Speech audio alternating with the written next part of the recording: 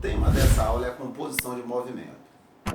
E para desenvolver essa aula, vamos utilizar ideias do grande Galileu Galilei, que foi um defensor ferrenho do modelo heliocêntrico proposto por Nicolau Copérnico.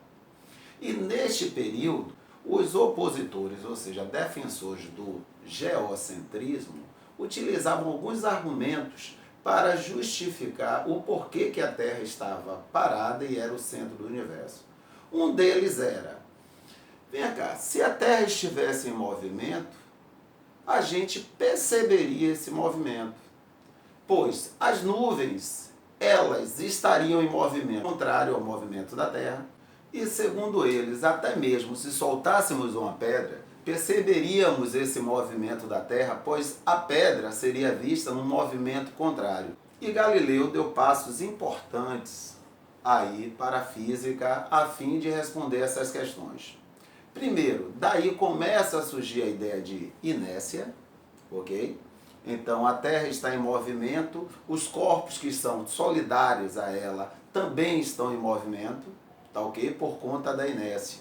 E outro passo importante que Galileu deu foi justamente o seguinte: se você tem corpos com igual movimento, esse movimento é imperceptível por ambos. Ou seja, daí tem origem a ideia da relatividade do movimento, ok? Então, se você tem dois aviões, por exemplo, com igual velocidade, então um não vai perceber o movimento do outro. Seria até possível um abastecer o outro, sem grandes problemas. No ônibus em movimento, uma pessoa que está do lado da outra não percebe esse movimento, ok? Para uma terceira pessoa que está lá na pista, as duas estão em movimento, porém uma não percebe o movimento da outra, tá ok? Porque são movimentos solidários.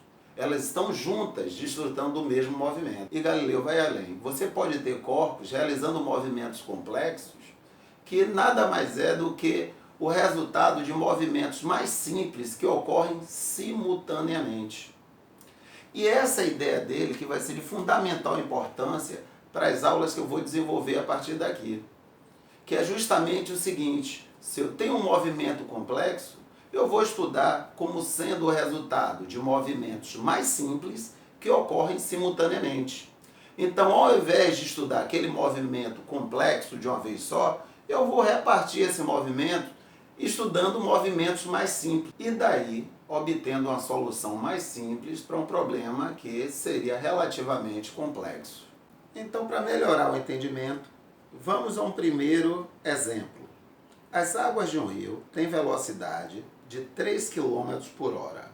Um barco com velocidade de 4 km por hora, em relação às águas, deve atravessar esse rio, que tem 800 metros de largura, partindo numa direção perpendicular à margem.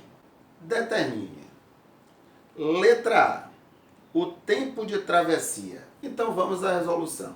Eu tenho aqui um barco que está querendo atravessar um rio, ok? Para isso, ele se posicionou perpendicularmente à margem do rio. Então, tem aqui o ponto A, tem aqui o ponto B. Será que ele consegue chegar exatamente aqui no ponto B, da forma que ele se posicionou? Claro que não. Por quê? Porque tem a velocidade da correnteza. O que a gente vê, se a gente está aqui paradinho na margem, é justamente o resultado de dois movimentos, que é o movimento do barco avançando até a margem oposta e o movimento devido à correnteza do rio, que vai pegar esse barco e vai levar rio abaixo. Então, o que é que acontece? Eu poderia tentar estudar esse movimento, que é o movimento que eu vejo, o movimento que corresponde ao resultado desses dois movimentos mais simples. Porém, é muito mais útil para mim estudar esses movimentos separadamente. E outra coisa importante que Galileu contribuiu para a gente é justamente o seguinte: um movimento não interfere no outro. Então eu posso estudar esses movimentos separadamente, já que um influencia o outro. Então, se você me perguntar alguma coisa nesta direção, Eu só vou levar em consideração a velocidade do barco. Por outro lado, se você me pergunta alguma coisa nesta direção, eu só vou levar em consideração a velocidade da correnteza. Como assim, Marivaldo? Que maluquice é essa? Vamos supor que a largura desse rio fosse de 3 metros e o barco avança 1 metro por segundo. Então, independente de quanto o rio vai levar esse barco, ó, rio abaixo, ele vai avançar a cada segundo 1 metro. Então, como a largura desse rio é de 3 metros, ele gastaria 3 segundos para atravessar. Agora, ele chegaria nesse ponto aqui, oposto ao ponto A? Claro que não. Ele vai chegar a uma certa distância desse ponto B. Agora, quem é responsável pelo barco percorrer essa distância? A velocidade da correnteza. Já que quem está levando esse barco rio abaixo é a correnteza. Então vamos responder a letra A. Qual o tempo da travessia? Espera aí, o tempo é a distância dividido pela velocidade. Então, como eu sei que nessa direção só que influencia é a velocidade do barco, então vai ser a distância 800 metros, ou seja, 0,8 quilômetros, dividido por 4, que é a velocidade do barco. Então isso vai dar 0,2, tá ok? Hora. Ou multiplicando por 60, 12 minutos. Então este é o tempo da travessia. Letra B. A distância entre o ponto de chegada do barco e o ponto situado em frente ao ponto de partida. Então agora ele quer saber o seguinte: aonde o barco chegou efetivamente? Em algum ponto por aqui, não é? Ele quer saber a distância do ponto de chegada do barco ao ponto oposto ao ponto de partida. Ou seja, ele quer saber essa distância aqui. Sim, e nessa direção, quem é que influencia mesmo? A velocidade da correnteza. Então, se eu quero saber aquela distância, eu sei que distância é velocidade vezes tempo. Qual é a velocidade que influencia? A velocidade da correnteza. E qual o tempo? Lembrando que os movimentos ocorrem simultaneamente. Ou seja, o tempo é exatamente o mesmo. Ou seja, 0,2. Então o barco desceu o rio abaixo 0,6 quilômetros ou 600 metros. Letra C. A distância efetivamente percorrida pelo barco na travessia. Então na letra C, o que é que ele quer saber? No final das contas, quanto foi que o barco percorreu? Então fica tranquilo para a gente, que a gente sabe que na travessia ele andou 0,8 e rio abaixo ele andou 0,6. Então, ó, eu posso encontrar quanto ele andou efetivamente encontrando o quê? A hipotenusa desse triângulo retângulo. Então, posso usar o teorema de Pitágoras. X ao quadrado, 0,6 ao quadrado, mais 0,8 ao quadrado. X ao quadrado, 0,36 mais 0,64. X ao quadrado é igual a 1. X é igual a mais ou menos a raiz quadrada de 1. Ok? Então, x é igual a mais ou menos 1. Como a gente quer saber quanto ele andou, a gente quer saber distância, o que serve para a gente é o resultado positivo, ou seja, 1 quilômetro. Vamos à letra D. Qual será a velocidade resultante do barco se ele partir numa direção adequada para atingir o ponto situado exatamente em frente ao ponto de partida na margem oposta? Então, para responder essa letra D, eu quero aqui que vocês fixem na cabeça de vocês uma informação de extrema importância. A velocidade resultante sempre aponta para onde o corpo efetivamente está indo, ok? Se eu quero saber para onde o corpo vai efetivamente, eu procuro a velocidade resultante e ela vai me indicar. Então, onde é que eu quero chegar? Ó, eu quero que o cidadão saia daqui do ponto A e chegue ao ponto B, ponto oposto ao ponto A. Então, para isso, a velocidade resultante dele, ela vai ter que apontar para o ponto B. Ou seja, essa é a velocidade resultante do corpo.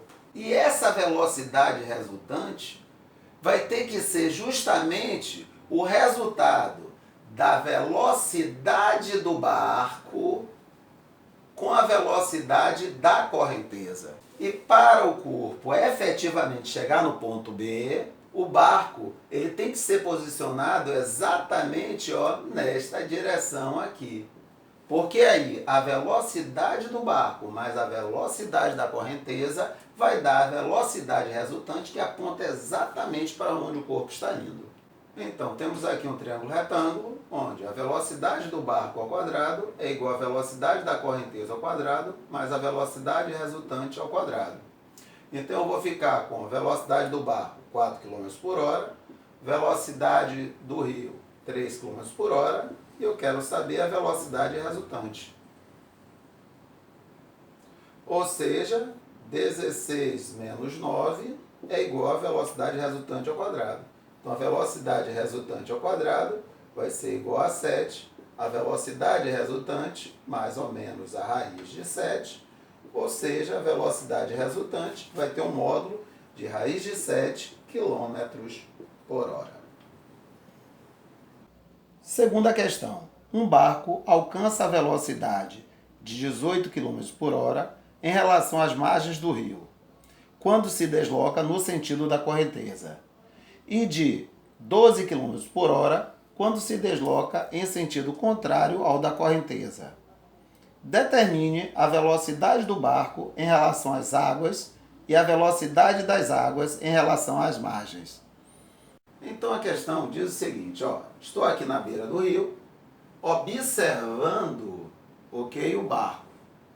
E percebo que quando ele desce o rio, eu percebo que ele tem uma velocidade de 18 km por hora. Mas eu sei que eu aqui em terra firme, observando o barco, o que eu percebo é o resultado de dois movimentos. Um movimento devido ao próprio barco e um movimento devido ao rio. Ou seja, o que eu percebo nesse caso, como ele está indo rio abaixo, é justamente o que? A velocidade do barco mais a velocidade do rio. Ou seja, se o barco tem uma velocidade de 2 metros por segundo, então em águas paradas ele desceria 2 metros em 1 segundo. Porém, se o rio tem a velocidade de 1 metro por segundo, mesmo ele com o motorzinho desligado, o rio faria ele descer 1 metro a cada 1 segundo. Então observe, ele, pelo motor dele, ele desceria 2 metros em 1 segundo, mas o rio levaria ele mais 1 metro em 1 segundo. Então ele desceria 3 metros em 1 segundo. Ou seja, basicamente eu vou fazer o quê? A velocidade do barco mais a velocidade do rio. Ah, Marivaldo, eu também poderia ver essa solução como sendo a soma de vetores, de mesma direção e mesmo sentido. Já que eu tenho a velocidade do barco e a velocidade da correnteza na mesma direção e no mesmo sentido. Então, vou somar dois vetores de mesma direção e mesmo sentido. Ou seja, simplificando, o barco está descendo o rio abaixo. O que é que eu percebo? A velocidade do barco mais a velocidade da correnteza. Ou seja, estou percebendo 18 km por hora. Mas, quando o barco está indo rio acima, então eu vou ter dois vetores de mesma direção, porém sentidos contrários. Então eu vou fazer a velocidade do barco menos a velocidade da correnteza, que vai ser justamente 12. Ou a gente pode pensar para melhorar um pouquinho esse entendimento. Imagine que o barco tem uma velocidade de 3 metros por segundo. Então ele vai querer subir o rio, avançar rio acima, 3 metros a cada 1 segundo. Imagine que o rio tem uma correnteza de 1 metro por segundo. Ou seja, ele vai pegar esse barco e fazer com que o barco desça 1 metro a cada segundo. Então, o barco, devido à força do seu motor, ele vai avançar 3 metros a cada segundo, porém o rio vai fazer ele descer 1 metro a cada segundo. Então ele acaba avançando apenas 2 metros a cada segundo. Ou trocando em miúdos, eu vou fazer o que? A velocidade do barco menos a velocidade da correnteza. Caímos num sistema de equações. Posso utilizar o método da adição. Mais velocidade da correnteza menos velocidade da correnteza, 0. Velocidade do barco mais velocidade do barco, 2 vezes a velocidade do barco. 18 mais 12, 30. Logo, a velocidade do barco vai ser 30 dividido por 2, vai ser 15 km por hora. E para encontrar a velocidade da correnteza, posso pegar uma das duas equações e substituir o que eu achei aqui. Então, velocidade do barco mais velocidade da correnteza é igual a 18. Como a velocidade do barco é igual a 15, então eu vou ficar com 18 menos 15, a velocidade da correnteza é de 3 km por hora. Então vamos checar? Rio abaixo, o que é que eu percebo? Velocidade do barco mais velocidade do rio, 18 km por hora. Ok. Rio acima, o que é que eu percebo? Velocidade do barco menos a velocidade do rio, ou seja, 12 km por hora. Terceiro exemplo. A figura representa um rio no qual as águas fluem com velocidade de 3 km por hora. No rio estão fixadas 3 balizas A, B e C. As balizas A e C estão alinhadas na direção da correnteza. 2 nadadores capazes de desenvolver a velocidade constante de 5 km por hora iniciam respectiva e simultaneamente os percursos de A a B e de A a C, percorrendo-os em linha reta, em ida e volta. Calcular a diferença entre os intervalos de tempo necessários para os nadadores completarem os respectivos percursos, dando a resposta em horas. Então agora o problema é o seguinte, eu tenho aqui 3 balizas fixas no rio, e eu tenho 2 nadadores. Um vai sair de A, vai até B e vai voltar, e o outro vai sair de A, vai até C e vai voltar. Os 2 desenvolvem a mesma velocidade, 5 km por hora. E o que é que eu quero saber? A diferença entre o tempo gasto pelo nadador que foi de A até B e voltou, e o tempo do nadador que foi de A até C e voltou. Então vamos resolver a questão. Eu estou aqui observando os nadadores, tá ok? Vou começar pelo nadador que vai de A até C e volta. Então, o que é que eu percebo? Eu quero o tempo de ida. De quem? Do nadador que foi de A até C. Então, vamos analisar a ida dele, o tempo de ida. O tempo de ida corresponde ao quê? A distância que ele percorreu dividido pela velocidade. Qual velocidade? A velocidade que eu percebo esse nadador, tá ok? Então vamos nessa, que é o que nós chamamos de velocidade resultante. O que é que eu vejo se eu estou aqui em terra firme? A velocidade resultante. Resultante de quê, Marivaldo? Da velocidade do rio mais a velocidade do nadador. Então vamos lá. Qual a distância que ele percorreu na ida? 8 km. Com qual velocidade eu percebo esse nadador? A velocidade própria dele, mais a velocidade da correnteza, que é de 3 km por hora. Então eu percebo esse nadador com a velocidade de 8 km por hora. Então ele vai gastar 1 hora na ida. Já na volta,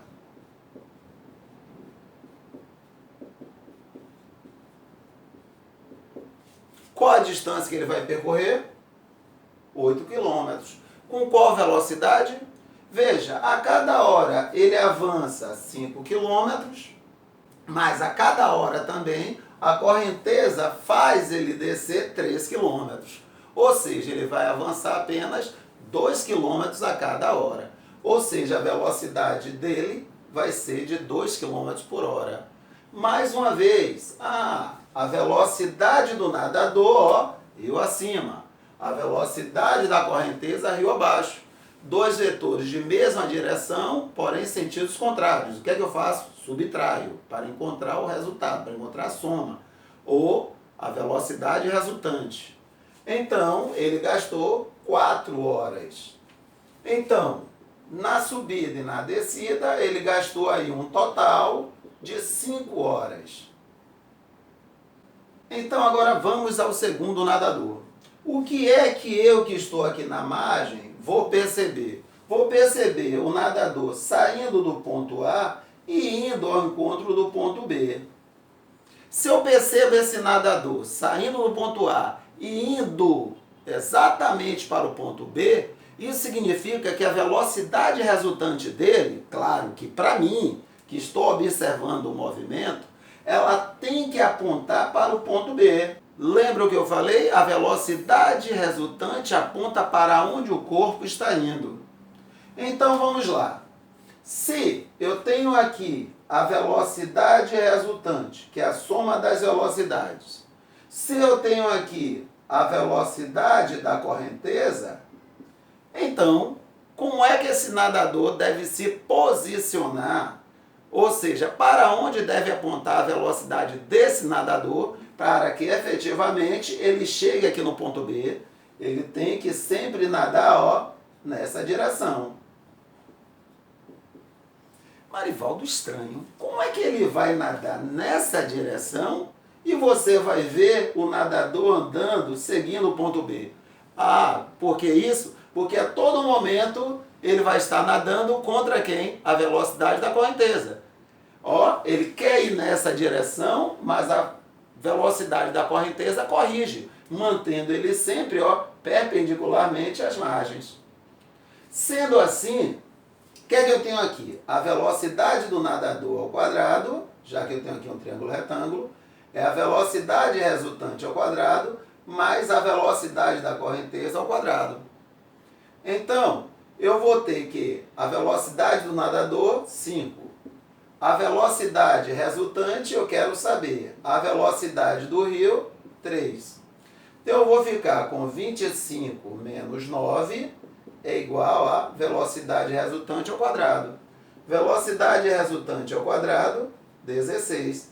Velocidade resultante, mais ou menos a raiz de 16. Velocidade resultante, mais ou menos 4.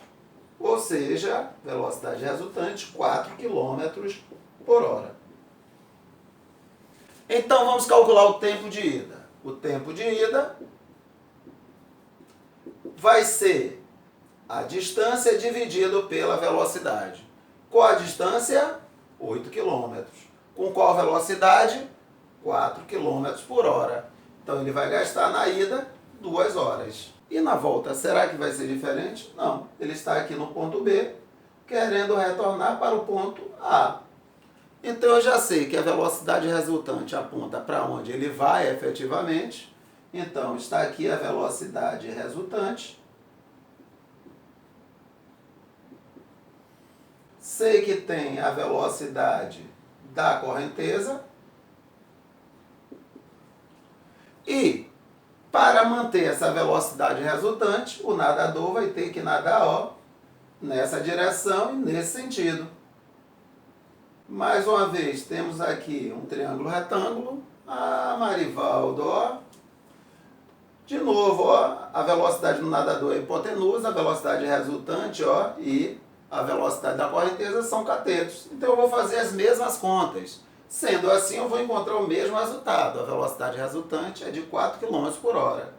Na volta, a distância continua sendo 8 km. Como a velocidade vai ser 4 km por hora, ele vai gastar também 2 horas.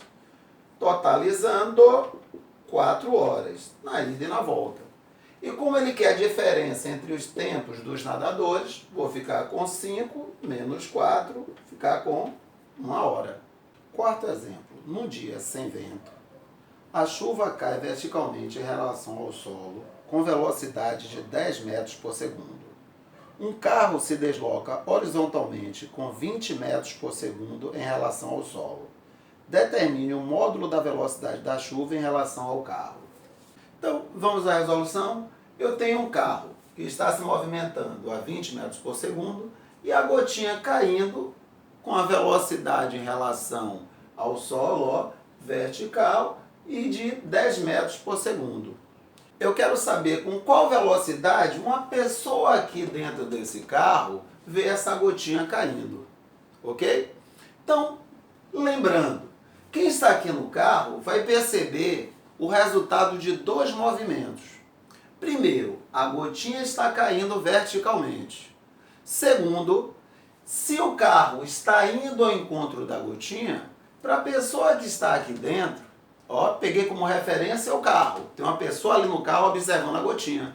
A gotinha está se aproximando do carro com a velocidade de 20 metros por segundo.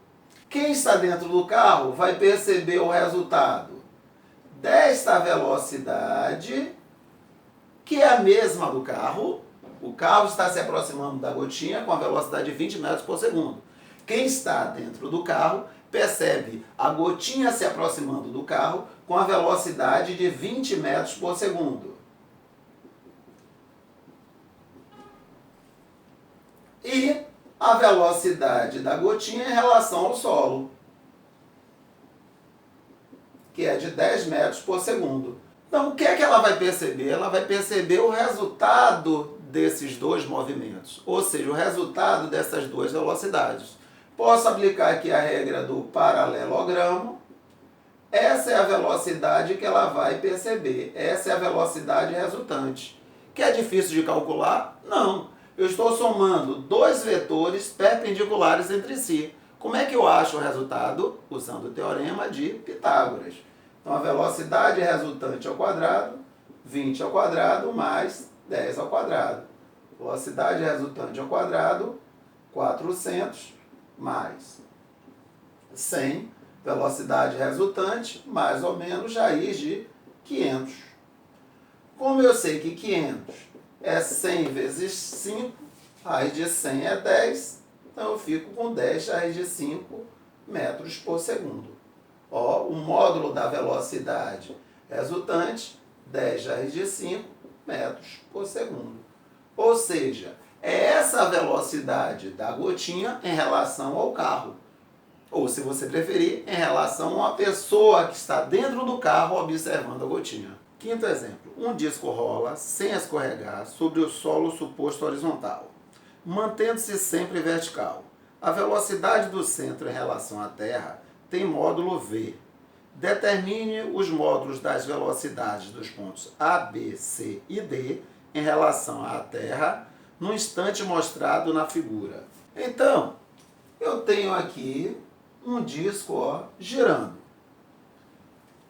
Se eu parar para observar o movimento desses pontos, eu vou perceber que não é tão trivial assim. Porque cada ponto desse, além de estar transladando, ou seja, se aproximando aqui dessa parede, ele também está girando. Então, olhe como seria esse movimento, por exemplo, para o ponto A. Então, veja que é o resultado desses dois movimentos. O movimento de rotação em torno do centro do disco e um movimento de translação. A dica aqui é o seguinte: se o disco não desliza, o módulo dessas velocidades são iguais. Ou seja, o módulo da velocidade com que cada ponto desse gira vai ser igual ao módulo da velocidade que ele translada. Sendo assim, o ponto central aqui do disco, ele diz que tem uma velocidade V, velocidade de translação. Esse ponto gira? Não. Então, esse ponto central, ele tem a velocidade V, que é a velocidade de translação. Porém, o ponto A, ó, se o disco está girando nesse sentido, a velocidade devido à rotação, ó, aponta nessa direção aqui e nesse sentido. A velocidade ela é sempre tangente à trajetória. Ó, o vetor velocidade ele vai tocar em apenas um ponto aqui da trajetória. Agora, e a velocidade devido à translação também é v. Ah, Marivaldo, então elas têm a mesma direção e o mesmo sentido. Ou seja, o ponto A em relação a uma pessoa aqui, ó, na estrada. Observando esse disco aí, vai perceber aquele ponto A com a velocidade 2v.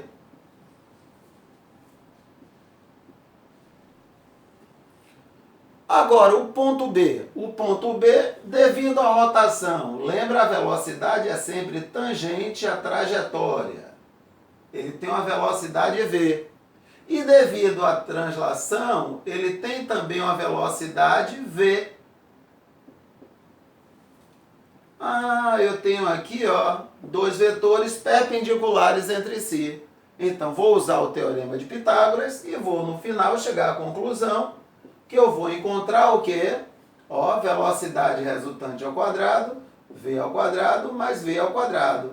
Velocidade resultante ao quadrado, 2 vezes v ao quadrado. Velocidade resultante, mais ou menos, raiz de 2v ao quadrado. Então, daí, a velocidade resultante no ponto B vai ser mais ou menos v raiz de 2. Como eu quero o módulo, v raiz de 2. Raiz de 2v. O ponto D, será que vai ser diferente? Não.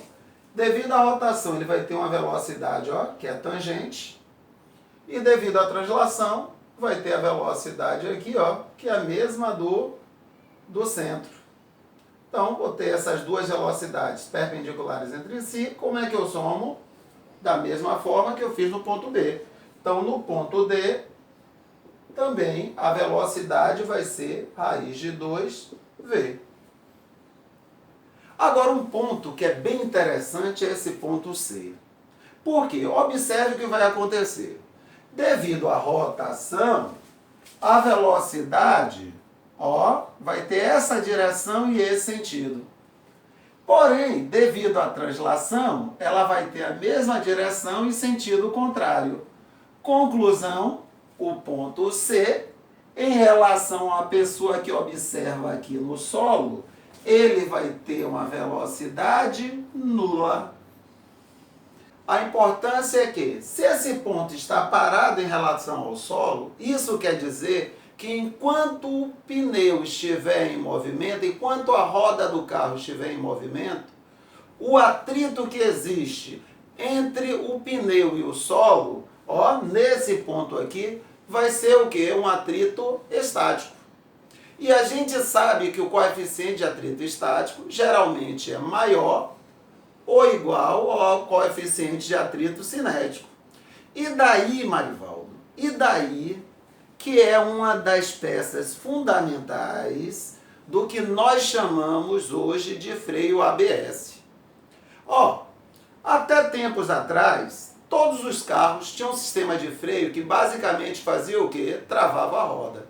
No que travava a roda, o carro, como estava em movimento, por inércia, ele saía deslizando. E por inércia, qual o tipo de movimento mesmo que o carro tinha? Retilíneo uniforme. E daí, Marivaldo? E daí que não adianta, a roda está travada, deslizando, você vai virar o volante para um lado ou para o outro, não adianta, o carro continua em linha reta. Ou seja, você batia de qualquer jeito. Você pisava no freio, tentava, ó, girar a direção, mas o carro continuava em linha reta, colidindo. E para piorar a situação, como quem para o carro é atrito, e o pneu deslizando, você tem um atrito cinético, o coeficiente de atrito ainda é o quê? Menor. Ou seja, o carro precisa de uma distância maior para parar completamente. Agora, olha a ideia do freio ABS. O que é que ele faz? Ele faz com que a roda não trave. Ele vai reduzindo gradativamente a velocidade da roda. De tal forma que a todo momento, tá ok? você vai ter esse ponto o quê? Parado. Você vai ter o atrito estático.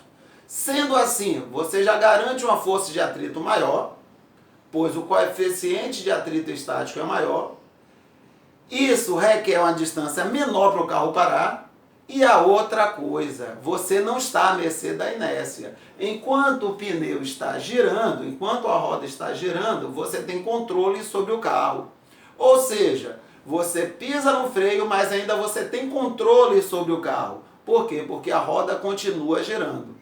O que permite que você desvie do obstáculo caso, né, a distância de frenagem não seja suficiente para impedir a batida. Sexto exemplo. Um ponto material realiza um movimento no plano, tal que suas coordenadas são dadas pelas equações x é igual a 2 mais 6t e y é igual a 5 mais 8t, com x e y medidos em metros e t em segundos. Determine, letra A, a velocidade do ponto material, letra B, a equação da trajetória descrita pelo ponto. Então, observando essas equações, a gente percebe claramente que esse corpo ele está desenvolvendo um movimento complexo, um movimento composto por dois outros movimentos, que foram separados, um na direção x, outro na direção y. E ele quer saber o seguinte, qual a velocidade desse corpo? Observe que sobre o eixo x, ou na direção horizontal, eu sei a velocidade desse corpo. Por que, Marivaldo? Porque eu identifico essa equação como equação horária da posição no movimento uniforme. Então, esse corpo descreve um movimento uniforme na horizontal e um movimento uniforme na vertical. Sendo assim, eu sei que na horizontal ele tem uma velocidade de 6 metros por segundo. E na vertical ele tem uma velocidade de 8 metros por segundo. Agora, dá para saber qual a velocidade desse corpo, Marivaldo? Dá. Por quê? Lembrando, o que a gente vai ver, o que a gente terra firme vai ver, é o resultado desses dois movimentos. Ou seja, vai ser a velocidade na direção x mais a velocidade na direção y. Então, é essa velocidade, a velocidade resultante, que eu vou perceber. É essa velocidade que eu vou ver esse corpo desenvolver. Então, sendo assim, velocidade resultante ao quadrado, 6 ao quadrado, mais 8 ao quadrado. Velocidade resultante ao quadrado, 36 mais 64. Velocidade resultante ao quadrado é igual a 100. Velocidade resultante, mais ou menos a raiz de 100. A velocidade desse corpo, vai ser de 10 metros por segundo. Ok? O módulo, 10 metros por segundo. Agora ele quer a equação da trajetória.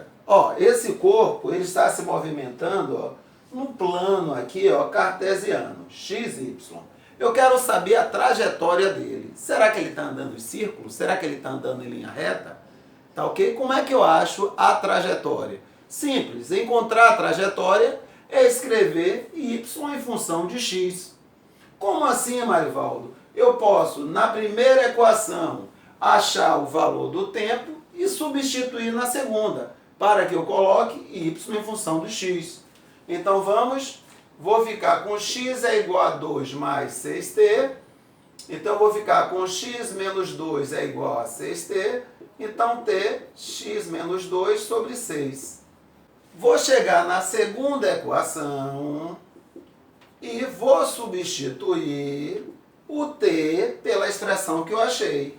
Então, y vai ser 5 mais 8, que multiplica, quem é t? X menos 2 sobre 6. Então, eu vou ficar com y igual a 5 mais 8x menos 8 vezes 2, 16 sobre 6.